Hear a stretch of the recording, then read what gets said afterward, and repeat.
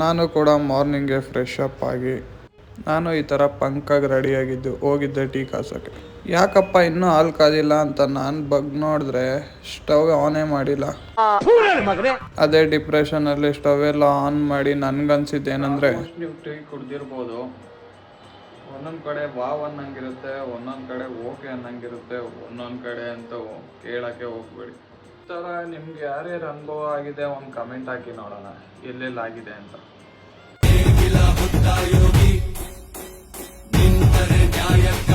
Hello ನಮಸ್ಕಾರ, ನೀವು ನೋಡ್ತಿದ್ದೀರಾ Arun mini truck vlogs day 4. ಇವತ್ತಿನ ವಿಶೇಷ ಏನಂದ್ರೆ ಸಂಡೇ. ಕಣ್ಣಿಂದ ನೋಡಿ ಕಂಗಾಲ ಆಗ್ಬಿಟ್ಟಿದ್ದೀರಣ್ಣ, ಬೇಕಣ್ಣ ಲೋಕಲ್ ನನ್ನ ಮಗನ ತಲೆ ಬೇಕೇ. ಇವತ್ತು ಸಂಡೇ ಆಗಿರೋದ್ರಿಂದ ಯಾವುದೇ ಲೋಕಲ್ ಟೀಮು ಬರಲ್ಲ. ಬಂದರೂ ಅವ್ರವ್ರ ಕುಣಿಯೋಕ್ಕೆ ಅವ್ರವ್ರ ಏರಿಯಾಗಳಲ್ಲಿ ಬರ್ಬೋದು ಅಷ್ಟೇ, ಬಿಟ್ಟು ಚಾನ್ಸೇ ಇಲ್ಲ. ಇದೆಲ್ಲ ಮಾತಾಡ್ಕೊಂಡು ನಾವು ಕುಡ್ದಿದ್ದ ಟೀನ. ಏನ್ರಿ ಅದು ಮಾತಾಡೋದು? ಹಂಗಂದ್ರೆ ಕಾಯಿಸಿರೋ ಟೀನಾಗರು. ಟೀ ಎಲ್ಲ ಕುಡ್ಕೊಂಡು ನಾವು ಹೋಗಿದ್ದೆ ಟಿಫನ್ ಮಾಡೋ ಕಡೆ. ಹಾಗೆ ಹೇಗೆ ಕಾಣಿಸ್ತಿದ್ದೀನಿ ಅಂತ ಸ್ವಲ್ಪ ಕಮೆಂಟ್ ಮಾಡಿ. ಹಾಗೆ ಜಾಸ್ತಿ ದಿನ ಆಗಿತ್ತು ಅಂತ ನನ್ನ ಡಾರ್ಲಿಂಗ್ನ ನೋಡಿಕೊಂಡು ಅದರಲ್ಲೂ ಒಂದು ರೌಂಡ್ ಹೋಗೋಣ ಅಂತ ಹೋಗಿ. ಹಾಗೆ ನಾನು ಟ್ರಾವೆಲ್ ಮಾಡ್ತಿದ್ದಾಗ ನನ್ನ ಮೈಂಡಿಗೆ ಬಂದಿದ್ದೊಂದೇ, ಯಾಕೆ ಬಿಡ್ದಿ ಪ್ರಾಜೆಕ್ಟ್ನ ಗೌರ್ಮೆಂಟ್ ಬಿಡ್ತಾ ಇಲ್ಲ ಅಂತ.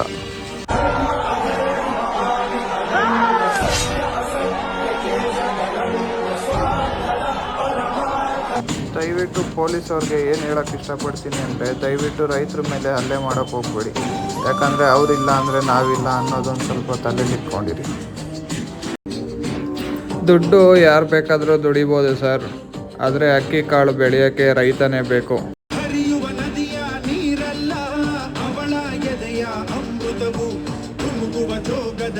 ಇದೆಲ್ಲ ಯೋಚನೆ ಮಾಡಿಕೊಂಡು ನಾವು ಬಂದಿದ್ದೆ ಟಿಫನ್ ಮಾಡೋಕ್ಕೆ. ಎಲ್ಲ ನೋಡಿದ ತಕ್ಷಣ ಗೊತ್ತಾಗಿರುತ್ತೆ ಯಾವ ಹೋಟ್ಲು ಅಂತ.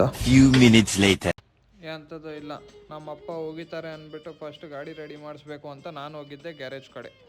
ಹಾಗೆ ನಾನು ಕೂಡ ಗಾಡಿ ಕಡೆ ಬಂದು ಗಾಡಿನೆಲ್ಲ ಒಂದು ಸತಿ ನೋಡಿಕೊಂಡು, ಹಾಗೆ ಸುತ್ತ ಎಲ್ಲ ನೋಡಿಕೊಂಡು ಗಾಡಿನ ಒಂದು ರೌಂಡ್ ಹಾಕ್ಕೊಂಡು ಬಂದು ಹೀಟ್ ಮಾಡಿ ಗಾಡಿನ ಸ್ಟಾರ್ಟ್ ಮಾಡೇ ಬಿಟ್ವಿ. ಸ್ಟಾರ್ಟ್ ಮಾಡಿದ ನಂತರ ಗಾಡಿ ಒರೆಸಿಲ್ಲ ಅಂದರೆ ಆಗುತ್ತಾ? ಗಾಡಿ ಗ್ಲಾಸ್ನೆಲ್ಲ ಒರೆಸ್ಕೊಂಡು ಹಾಗೆ ರೋಡಲ್ಲಿ ಪಾಸ್ ಮಾಡ್ತಿರುವಾಗ ನಮಗೆ ಗೊತ್ತಿರೋ ಅಣ್ಣ ಮಾತಾಡ್ಸಿಲ್ಲ ಅಂದರೆ ಆಗುತ್ತಾ? ನಾವೇನೇ ಸ್ಟಿಕ್ಕರಿಂಗ್ ಮಾಡಿಸಿದ್ರು ಇವ್ರ ಹತ್ರನೇ ಮಾಡಿಸೋದು. ಅವ್ರಿಗೂ ಒಂದು ಆಯ ಹೇಳಿ ನಾವು ಹೋಗಿದ್ದು ಗ್ಯಾರೇಜ್ ಕಡೆ. ಹತ್ರ ಆಲ್ಮೋಸ್ಟ್ ನಾನು ನೋಡಿರೋ ಪ್ರಕಾರ ಒಂದು 3 ವರ್ಷ ಆಗಿದೆ. 3 ವರ್ಷದಿಂದ ರೋಡ್ ಹೀಗೆ ಇದೆ ನೋಡಿ. ಯಾರೋ ಅಣ್ಣ ಚೆನ್ನಾಗಿ ಹಾಕೊಂಡಿದ್ದೆ ಅಣ್ಣ ಗಾಡಿನ ಅನ್ಲೋಡ್ ಮಾಡೋಕ್ಕೆ ಎಲ್ಲ ಅಂದ್ಕೊಂಡು ನಾವು ಬಂದಿದ್ದೆ ಗ್ಯಾರೇಜ್ ಕಡೆ. ಯಾಕಂದರೆ ಹೇಳಿದ್ನಲ್ವ ಸ್ವಲ್ಪ ಹ್ಯಾಂಡ್ಲರ್ ಮಾಡಿಸ್ಬೇಕಿತ್ತು ಅಂತ, ಅದಕ್ಕೋಸ್ಕರ ನೋಡೋಣ ನಮ್ಮ ಫಾರೂಕ್ ಬಾಯ್ ಇನ್ನೂ ಬಂದಿದ್ದಾರಾ ಇಲ್ವಾ ಅಂತ. ಯಾಕಂದರೆ ಆಲ್ಮೋಸ್ಟ್ ಇವ್ರನ್ನ 9 ವರ್ಷದಿಂದ ನೋಡ್ಕೊಂಡೇ ಬಂದಿದ್ದೀವಿ. ಇವ್ರು ಬರೋದೇ 11:30 12 ಗಂಟೆಗೆ. ನೋಡೋಣ ಬನ್ನಿ ಬಂದಿದ್ದಾರಾ ಇಲ್ವಾ ಅಂತ. ಹಾಗೆ ಮುಂದೆ ಹೋಗ್ತಾ ಗಾಡಿನ ಸೈಡ್ಗೆ ಹಾಕ್ಬಿಟ್ಟು ಇಳಿದು ನೋಡಿದ್ರೆ, ಆಮೇಲೆ ಟೈಮ್ ನೋಡಿದ್ರೆ ಇನ್ನು 11 ಕಾಲಾಗಿತ್ತು. ಆಮೇಲೆ ಫೋನ್ ಮಾಡಿ ಕೇಳಿದ್ಕೆ ಏನು ಅನ್ಬೇಕು ಅವರು, ಇವತ್ತು ಬರಲ್ಲಪ್ಪ ಅಂದ್ಬಿಡೋದಾ?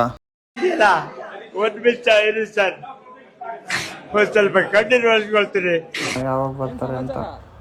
ಆಮೇಲೆ ಅಲ್ಲೇ ನನ್ನ ಫ್ರೆಂಡ್ ಸಿಕ್ದ. ಹತ್ರ 3-4 ವರ್ಷದ ಮುಂಚೆ ಮಾತಾಡಿರೋ ಫ್ರೆಂಡು. ಅವನ ಹತ್ರನೂ ಸ್ವಲ್ಪ ಮಾತಾಡಿಕೊಂಡು ಹಾಗೆ ಟೀ ಕುಡಿಯೋಕೆ ಹೋಗೋ ಅಷ್ಟೊತ್ತಿಗೆ ಬಂದರು ನಮ್ಮ ಇಸ್ಮಾಯಿಲ್ ಬ್ರೋ. ಅವ್ರನ್ನ ಕರ್ಕೊಂಡು ಹಾಗೆ ಗಾಡಿನ ನೋಡಿಕೊಂಡು ಅವರು ಕೂಡ ಟೀನ ಕುಡ್ಕೊಂಡು ನಾವೆಲ್ಲ ಹೋಗಿದ್ದೆ ತಿರ್ಗಾ ಗ್ಯಾರೇಜ್ ಕಡೆ.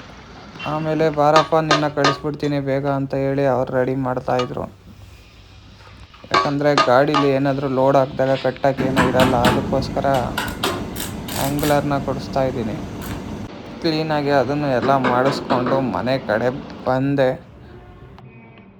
ಬರೋ ದಾರಿಲಿ ನಾನು ನೋಡಿದೆ ಈ ದೃಶ್ಯ. ನೋಡಿದ ತಕ್ಷಣ ನಮ್ಮ ಗಾಡಿಗಳೆಲ್ಲ ಮಾರಾಕ್ಬಿಟ್ಟು ಈ ಥರದ್ದು ಯಾವುದೋ ಒಂದು ಗಾಡಿ ಇಕ್ಬಿಡೋಣ ಅನಿಸ್ಬಿಡ್ತು ನನಗೇನೆ. ಮುಂದೆ ಹಿಂದೆ ಎಲ್ಲ ತುಂಬ್ಕೊಂಡು ಹೋಗ್ಬೋದಲ್ಲ ಗುರು. ಅದೆಲ್ಲ ನಾನು ನೋಡಿಕೊಂಡು ಬಂದಿದ್ದೆ ಮನೆ ಕಡೆ. ಬಂದು ಗಾಡಿ ಪಾರ್ಕ್ ಮಾಡಿ ನಾನು ಹೋಗಿದ್ದೆ ಮನೆ ಕಡೆ. ನಾನು ಮನೆ ಕಡೆ ಬರಬೇಕಾದ್ರೆ ಅವನು ಯಾರೋ ಸ್ಕೋಪ್ ತಿರ್ಸ್ತಿದ್ದವನಿಗೆ ನಾನು ಹೇಳಿದ ಮಾತು, ಚಿನ್ನ ನಿನ್ನ ಆಟಿಟ್ಯೂಡ್ನ ಯಾರ ಹತ್ರ ತೋರಿಸ್ಬೇಕು ಅವ್ರ ಹತ್ರ ತೋರಿಸು.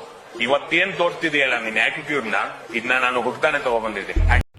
ಯಾರಿಗೆ ಹೇಳಿದ್ದೀನಿ ಅಂತ ಅರ್ಥ ಆಯಿತು ಅನಿಸುತ್ತೆ. ಇವತ್ತಿನ ಮಿನಿ ಲಾಗ್ ಇಲ್ಲಿಗೆ ಲಾಸ್ಟ್ ಮಾಡ್ತಾಯಿದ್ದೀನಿ. ಇದು ಇವತ್ತಿನ ನನ್ನನೆಯ 4ನೇ ಲಾಗ್ ಆಗಿರುತ್ತೆ. ದಯವಿಟ್ಟು ಫಾಲೋ ಮಾಡಿ, ಸಪೋರ್ಟ್ ಮಾಡಿ. ಜೈ ಕರ್ನಾಟಕ.